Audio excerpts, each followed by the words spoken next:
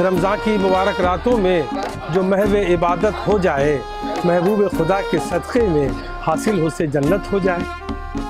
Islamic calendar के हिसाब से 9वां महीना रमज़ान का होता है। इस महीने में मुसलमान लोग रोज़ा रखते हैं और उसके बाद चांद देखकर ईद का त्योहार मनाते हैं। रमज़ान के महीने में रोज़ा रखना ज़रूरी माना गया है।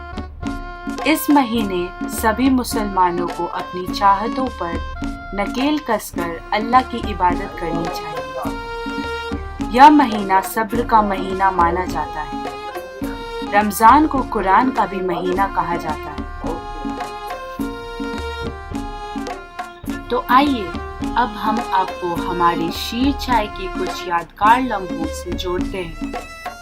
रमज़ान की रातों को जानने का सबसे उम्दा तरीका है सब्जी बाग में मिलने वाली शीर चाय।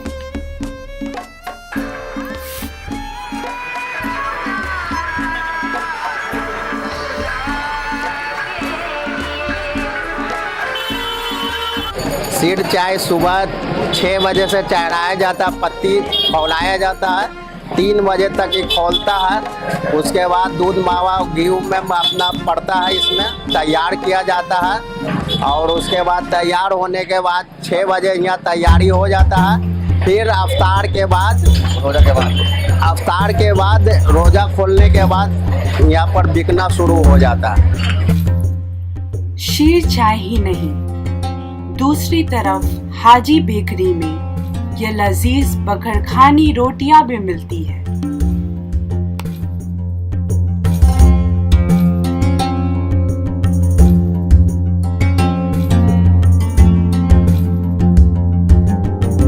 और सब्जी बाग में बच्चे के लिए चिकन कला में कुर्ता खरीदने आया हूँ और यहाँ कुर्ता, सवई, लच्छे, खजूर, तरह तरह के अतर वगैरह यहाँ पे अच्छे मिलते हैं। और लोग पूरे पटना के लोग सब्जी बाग में सामान लेने के लिए आते हैं कि इकट्ठे यहाँ पे सामान, हर तरह का सामान तो मिल जाएगा। सब्जी बाग में बहुत तरह के ड्राई फ्रूट्स और सेवइयों की दुकान है, जिसकी बिक्री रमजान के दिनों में 50% बढ़ जाती है। सबसे ज्यादा बिक्री तो खजूर की है, जिससे रोजेदार अपना रोजा खोलते हैं। सब्जी बाग न सिर्फ खाने पीने की खरीदारी के लिए, बल्कि लोग यहाँ इस्लामिक किताबें, तावीज़ और टोपियाँ भी खरीदते हैं।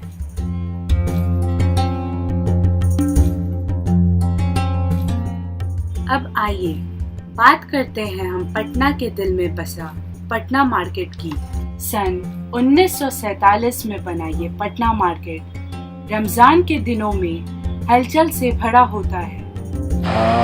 पटना मार्केट पटना शहर की मैं आपको बताना चाहूँगा कि सबसे ऐतिहासिक मार्केट है, बल्कि ये समझ लीजिए कि ना कि पटना की, ये पूरे बिहार राज्य की सबसे ऐतिहासिक मार्केट है। इसकी शुरुआत 1947 में हैदर इमाम जी ने की थी और हमारे पिताजी ने यहाँ पे 1965 से शुरुआत की थी और उन्होंने सबसे पहले चूड़ियों का कारोबार किया था और धीरे धीरे व्यवसाय बढ़ता चला गया। आज हम लोगों ने व्यवसाय को बढ़ाया और पटना मार्केट में मैं आपको बताना चाहूँगा कि यहाँ पे जो कस्टमर आते हैं, ना कि सिर्फ पटना से बल्कि दूर दराज के क्षेत्र से भी आते हैं, जिन्हें बहुत अच्छी चीज़ें चाहिए शादी के मौके पे, त्यौहार के मौके पे, जो बढ़िया फैंसी साड़ियाँ हो या कपड़े हों, जिस तरह की चीज़ें चाहिए वो पटना मार्केट में ही उपलब्ध है। वो कहीं नहीं जा कर के पटना मार्केट में ही आते हैं शॉपिंग करने के लिए।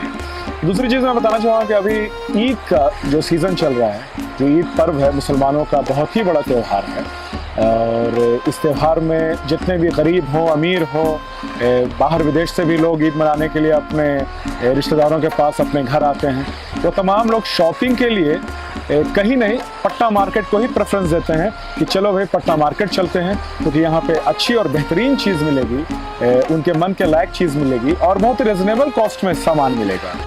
यहाँ पर तरह तरह की चूड़ियाँ, जूतियाँ, कपड़े और भी कई तरह के सामान मिलते हैं।